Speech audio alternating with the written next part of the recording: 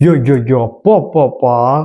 ஒரு பொண்ணு இவ்வளோ பேர் சேர்ந்து மல்லு கட்டுறீங்களா அப்படின்ற மாதிரி தான் எனக்குமே இருக்கு. விக்ரம், நீ சிவாஜியே மிஞ்சிட்ட தெரியுமா? என்ன மாதிரி ஆக்ட் கொடுக்குறாரு.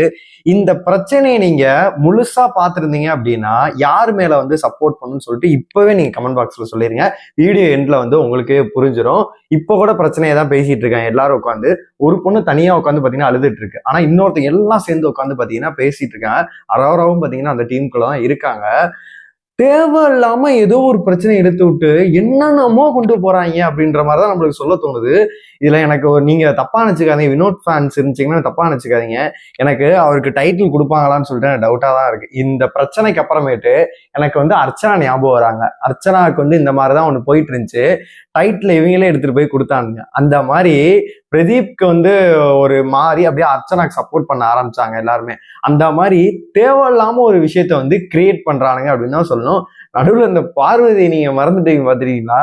இப்படி உட்காந்து ஏதோ இதுல உட்காந்துருக்க மாதிரி உட்காந்துருந்துச்சு. எல்லாத்தையுமே நம்ம ஃபுல்லாவே பார்த்தலாம். ஹாய் மக்களே, நான் உங்க ஷாம். நிறைய பேர் வீடியோ பாக்குறீங்க, லைக் பண்ணாம பாக்குறீங்க. லைக் பண்ணிட்டு பாத்தீங்க அப்படின்னா ரொம்பவே சந்தோஷமா இருக்கும். ஹைப் இருக்கும், ஹைப்போட தட்டி விடுங்க. இந்த பிரச்சனைக்குள்ள நான் வந்து ஸ்டார்டிங் டு எண்ட் வந்து ஃபுல் அண்ட் ஃபுல் கொடுக்க போறேன். நீங்க வந்து உங்களோட இதை வந்து நீங்க கமெண்ட் பாக்ஸ்ல சொல்லிருங்க. இது ஒரு பிரச்சனையுமே இல்லை. சுபிக்ஷாட்ட பேசுறாங்க, திவ்யா ஒரு விஷயத்த கேட்கிறாங்க. அதாவது இந்த மாதிரி இருக்கு, எமோஷனை பத்தி ஒரு கான்வர்சேஷன் போயிட்டு இருக்கு. அந்த இடத்துல வந்து ஒரு விஷயத்த சொல்றாங்க. நீங்களும் விக்ரம் வந்து அந்த இதுக்குள்ள பேசிட்டு இருந்தீங்க, ஸ்கிரீனை பிக்சர்னு சொல்லிட்டு சொன்னாருன்னு சொல்லிட்டு பிக் பாஸ் சொல்றத வச்சு பேசிட்டு இருக்காங்க. அந்த இடத்துல அவங்க கான்வர்சேஷன் பண்ணும்போது சுபிக்ஷா பேசணும், இல்லைன்னா வேற யாரும் வந்து அவங்களுக்கு திவ்யாக்கும் சுபிக்ஷாக்கும் ஒன்னு போயிட்டு இருக்கு. இது யாருமே உள்ள வரக்கூடாது. இது அவங்க ரெண்டு பேரும் பேசிட்டு இருக்கு. இதுல எதுக்கு விக்ரம் உள்ள நுழைகிறாரு? இதுல எதுக்கு சபரி உள்ள நுழைகிறாரு? இதுல எதுக்கு வந்து கமருதீன் உள்ள நுழைய? இதுல எதுக்கு வந்து வினோத் உள்ள நுழைகிறாரு? அவங்களுக்கு தானே இங்க பேசிட்டு இருக்கு. அந்த பிரச்சனை போயிட்டு இருக்கும் போது சப்போஸ் விக்ரம பத்தி அந்த தப்பா சொல்றாங்க, திவ்யா தப்பா சொல்லியிருந்தாங்க அப்படின்னா அந்த இடத்துல வந்து ஒரு அட்ரஸ் பண்ணிட்டு இந்த மாதிரி சொல்லாதீங்கன்னு சொல்லியிருக்கலாம்.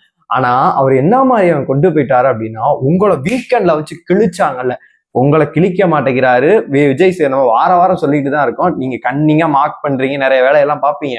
ஆனா உங்களுக்கு விஜய் சேது கேட்க மாட்டாரு. ஆனா இங்கதான் நல்லா பண்ற எல்லாரையும் போட்டு அடின்னு அடிப்பாரு. அதான் தொழுவாடா போயிருச்சு அப்படின்ற மாதிரிதான் நம்மளுக்கு கேட்க தோணுச்சு.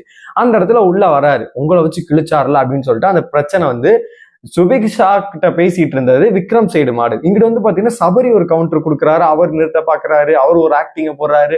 அப்புறமேட்டு பாத்தீங்கன்னா கமருதீன் வந்து சொல்றாரு. அந்த மாதிரி அப்படியே மாறுது. இதுல வினோத் வந்து பாத்தீங்கன்னா எல்லாத்தையும் நோண்டும் போது உங்களுக்கு தெரியுதா, உங்களை நாங்க பண்ணுவோம்னு சொல்லிட்டு தேவையில்லாம மார்க் பண்ணி அந்த சைடு எல்லா சைட்ல இருந்து அடிக்கிறாங்க.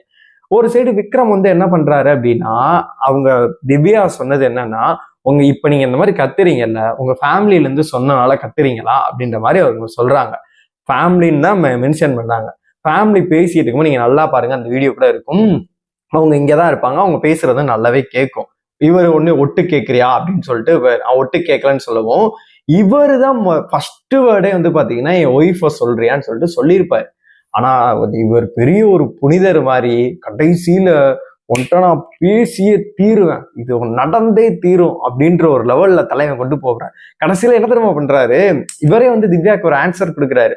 நான் அவங்கள வந்து என் ஒய்ஃபை சொல்லவே இல்லை, ஃபேமிலியும் சொல்லவே இல்லை அப்படின்னு சொல்லிட்டு இவங்ககிட்ட நான் பேசியே தீருவேன் அப்படின்னு சொல்றேன். ஆனா திவ்யா பண்ணது கடைசியில ஒன்னதுதான் மாஸ்ட் பர்ஃபார்மன்ஸா இருந்துச்சு. நீ என்ன வேணா பண்ணு, நீ பேசுறத நான் கேட்கவே மாட்டேன் அப்படின்ற மாதிரி போனதான் வந்து வேற மாதிரியான ஒரு தக் லைஃபா இருந்துச்சு. என்னை பொறுத்த வரைக்கும் இது சுபிக்ஷாக்கும் அவங்களுக்கும் பேசிட்டு இருந்த கான்வர்சேஷன். இதுல எதுக்கு இத்தனை பேர் உள்ள வந்தாங்கன்னு சொல்லிட்டு தெரியவே இல்லை. ஆனா விக்ரம் ஒரு பர்ஃபார்மன்ஸ் பண்ணாரு பாரு, எக்ஸ்ட்ரானரியா இருந்துச்சு. நல்லா தெரிச்சிட்டேன், என்ன மாதிரி இருந்துச்சு. அதுக்கு முன்னாடி ஒரு பர்ஃபார்மன்ஸ் பண்ணாரு, கனி கிட்ட இருக்கும் போது பாத்தீங்கன்னா ஒரு பர்ஃபார்மன்ஸ் பண்ணாரு. அதுவே வந்து நல்லா அது அபூர்வ கமல் மாதிரி நான் எங்க நீ துரத்தினாலும் வருவேன்னு சொல்லிட்டு ஒன்று பண்ணிட்டு இருந்தேன். அவருக்கு பின்னாடி சபரி ஒரு பர்ஃபார்மன்ஸ் பண்ணிட்டு இருந்தாரு. இவங்கெல்லாம் ஓட்டிக்கல் அடிப்படையில் நீங்களே பாருங்க. சில பேர் சொல்லுவாங்க திவ்யாவுக்கு வந்து சப்போர்ட்டுகள் வந்து ஏதோ பண்றானுங்க, அதெல்லாம் கிடையாது.